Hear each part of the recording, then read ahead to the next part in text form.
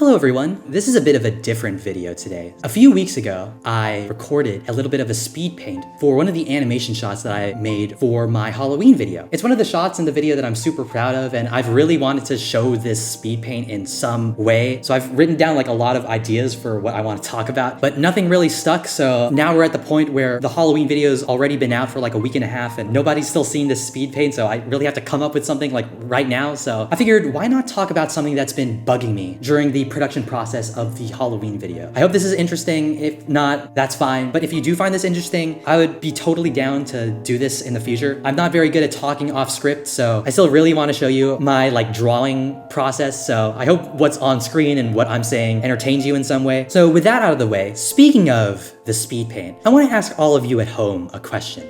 Do you feel like there's something missing in this speed paint? Like something feels a little off, don't you think? Well, here's the thing that's missing.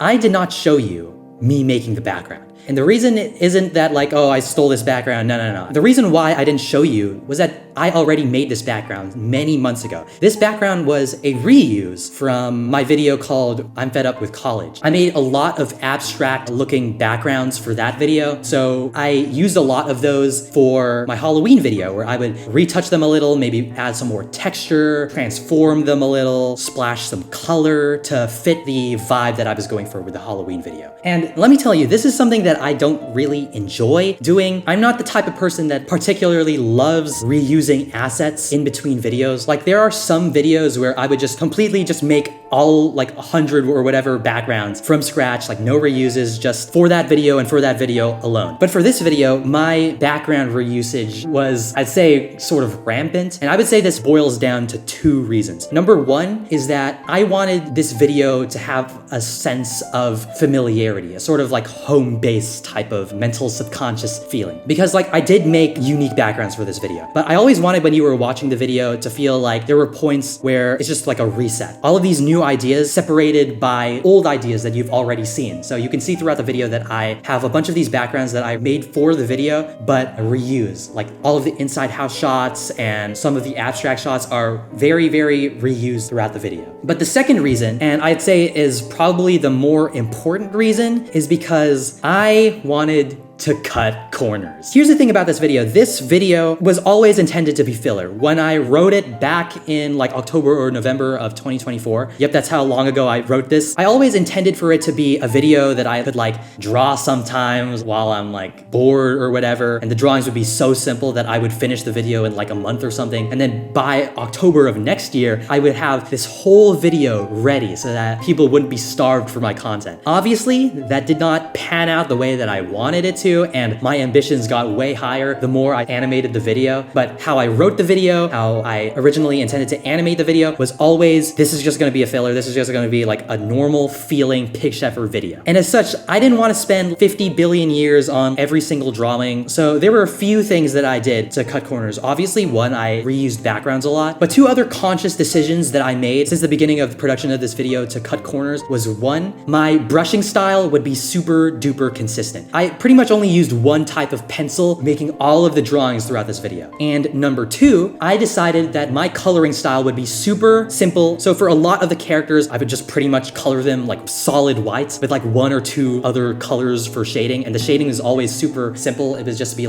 some lines throughout the edges, and that's sort of it. If I would diverge from that coloring style, I would always have a color palette, and I would just keep reusing that color palette. There would never truly be a place where I would be okay, what colors do I use? What colors do I use? I would just reuse colors. And I hope you can understand throughout me telling you all this when I say this was probably the first video that I've ever made where I was constantly telling myself, the quality of the video would probably not change that much if I just got a team to help me with this. Because a lot of the decisions throughout this video were very objective. If I want to make a drawing, just use this brush. If I want to color pictures, I use these super simple colors. If I want to put a background, I have backgrounds to reuse. This is something that I would not even dare to even say to myself for previous videos. Because the thing about my previous videos is that I would say it's very obvious they are a work of just my brain and my brain only. In a previous video, The Terrifying Task of Making a Musical, I actually told you guys this was because most of my animation process is super willy-nilly.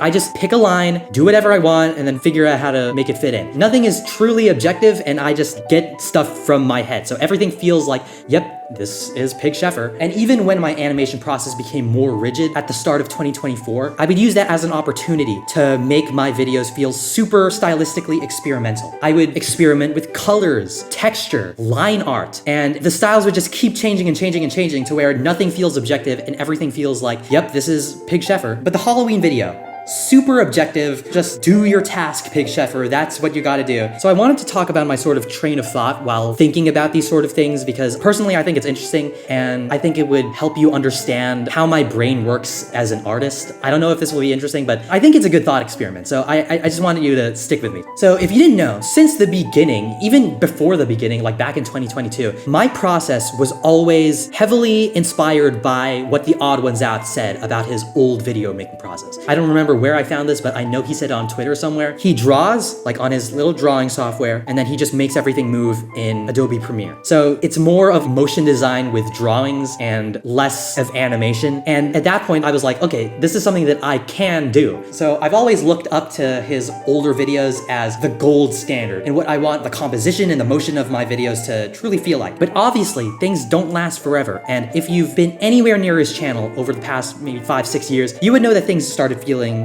completely different. It just feels like he's lost his spark, and like it feels like his videos aren't made by him. And it's not like I was like a diehard The Odd Ones Out fan like back then, so I'm not like blinded by nostalgia or anything. All of my consumption of his content has been fairly recent. So this sort of stuck out to me, and for a while I've tried my best to figure out, why does this happen? Why did his videos feel different out of nowhere? And I know the reason people always give is that, oh, he has these realistic hands that he draws now. He has a team and his team's doing all the drawings now, and he's doing like actual animations now and not just like motion design. But the thing is, I don't think it's as simple as that. I think people are just oversimplifying it, because the thing is, like, he's had a team before. He's had a team since like 2017. He's had frame-by-frame animations since like 2017, 2018. I don't exactly remember, but he's had frame-by-frame animations for a while now. And his hands like came sort of way later. So I made it my personal mission since like 2024 to figure out, why did this happen? Why do The Odd Ones Out videos feel different? And what was the point when it did start feeling different? And I figured out pretty early on in my figuring out process that the line between it feeling like a The Odd Ones Out video and it feeling like not The Odd Ones Out video, the beginning of the end, is in between his Mr. Beast video and his Talking to Strangers video. And when I figured that out, I always assumed, well, maybe his team got slightly bigger, or maybe he actually got like storyboarders to do stuff, or maybe like he was actually serious in getting people to like draw like his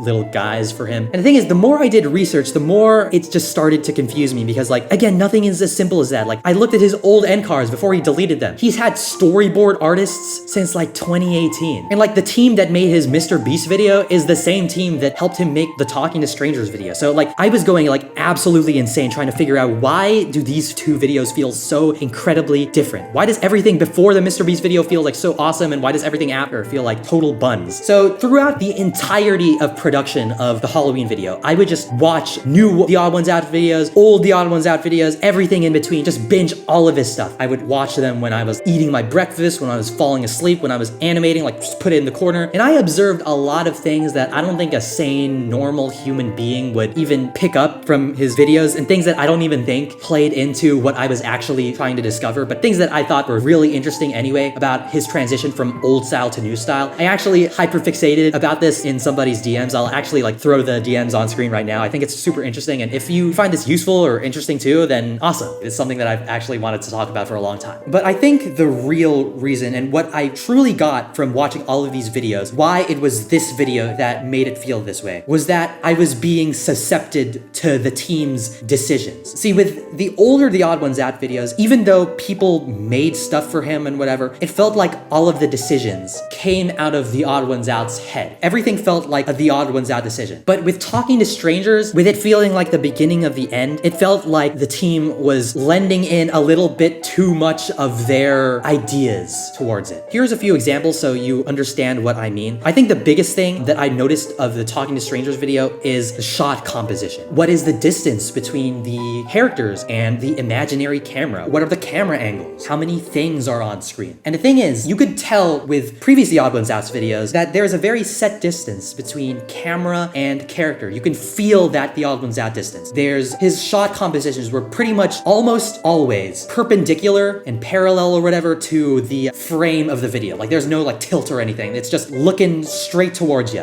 And the elements on screen were always kept to a minimum. What did it feel like in Talking to Strangers? Well, the composition just changed like pretty much entirely. Like it felt like everything was so oddly placed in relation to the camera. It felt like I was getting really weird close-ups off of everyone's face, if that makes any sense. Like everything that related to the camera was super weird in that video. And in that video, it also really felt like the background makers and the asset makers were adding a little bit too much stuff to the thing. They were lending in too much of their personal ideas, which obviously if you're an artist, that's good and you should be artistic or whatever. But the thing is, it's not their video. It's The Odd Ones Out's video. And The Odd Ones Out's style back then, I would say it was very, very, very composition heavy. They were super minimalist. Colors were super desaturated. A lot of backgrounds relied a lot on negative space rather than positive space. But then in the Talking to Strangers video, it just felt like a complete 180 and it feels like there's more positive space than negative space and the composition is all different. And so throughout the next few videos, you can sort of see that all of these things that I noticed slowly started getting more and more and more throughout. And that was really interesting to me because, again,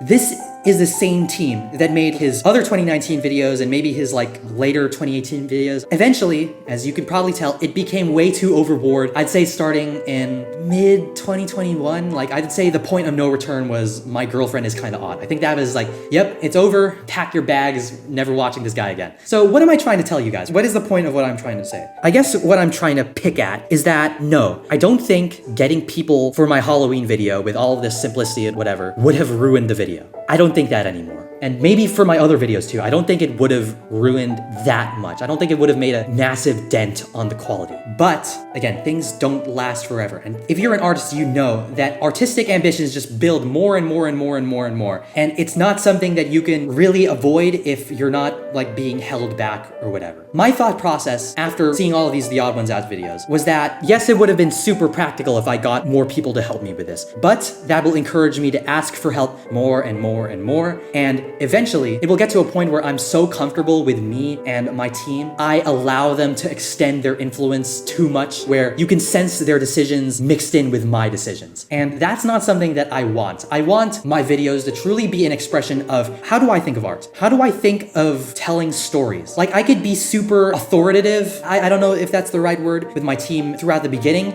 but you've seen every other animation channel. It will eventually get to the point where I grow along with them, but in their way. And maybe this is egotistical to say, I don't know, but I don't want that. I want to grow in a way where I'm being led by my artistic expression. And I don't want anybody to muddy my ideas for that. And this is the sort of thing, I hope this makes you understand, because like when I watch a video, I really appreciate whenever they make mistakes and whenever I like have gripes with a video, it's because of them as an artist. It's because the YouTuber, the artist made that shortcoming, made that thing that I don't like, rather than, oh, I have this gripe because it feels like a team decision. It feels like team ideas are super clashing and whatever. Like there was this Jumper Who video that I watched, which was her video on winning the mid-offs, which by the way, I'm super excited for the next mid-offs. Please let it happen right now. I can't wait. I think it's a really great video. I think it uses music super duper well. But the thing is, like, I have gripes with that video. I think I'm the type of person that watches and rewatches every single mid-offs Minecraft speedrunning VOD over and over and over again, to where like I have like this encyclopedic memory of everything that happens in mid-offs and coaching and whatever, that I know that there are different ways that how she edited the video could be implemented slightly better. But the thing is,